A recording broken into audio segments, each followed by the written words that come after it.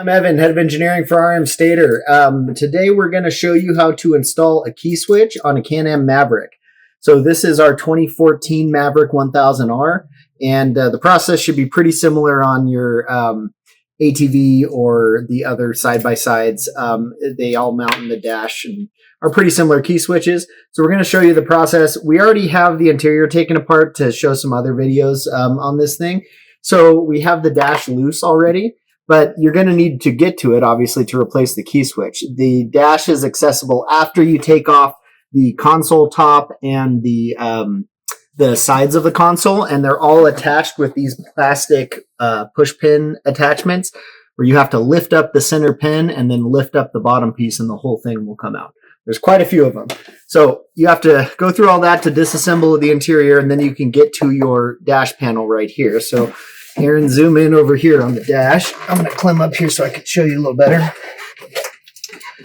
Okay, so here's our dash. Once I've removed the top screws, there's two at the top, there's one on the side, Torx head screws or bolts. Once they're removed, I can just pop the dash up and it'll be loose here. And then we can see our key switch right here. So I'm going to get the keys out.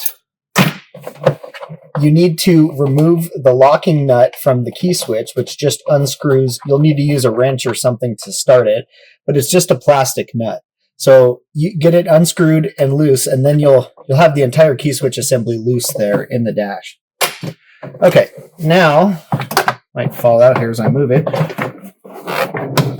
Okay, you can flip the dash around, and with all these other things plugged in, I don't have a ton of room to move it.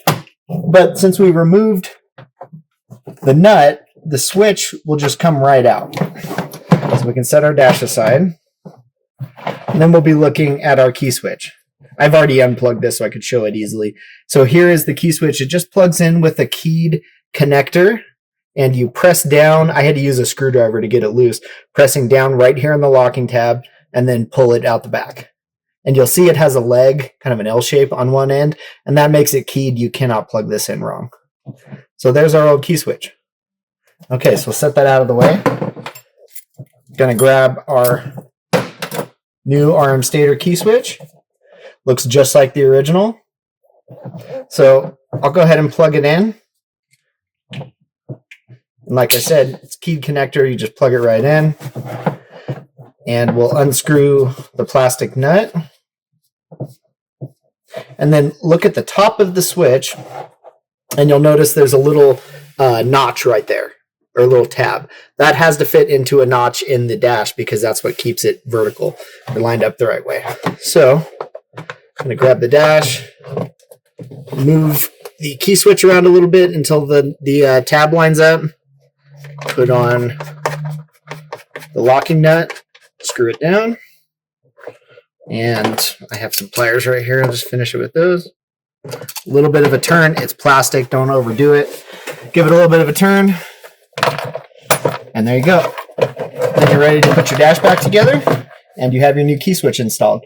So hope that helps. Very easy to do on these. And again, the process is similar on the ATVs and the other side-by-sides, but I hope this shows you how to do it. Very simple job.